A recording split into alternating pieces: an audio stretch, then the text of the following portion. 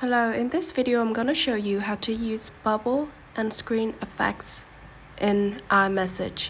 So first you need to type something,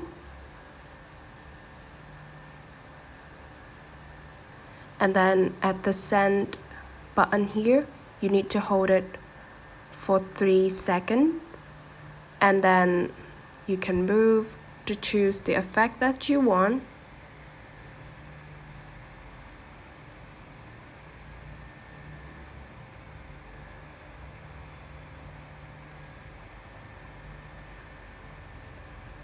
Or like this.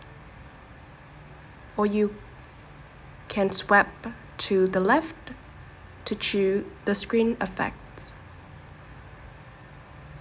Like that. If you don't like to use the effects, you can click to the cancel button here, and it's turned to normal message and just send as usual.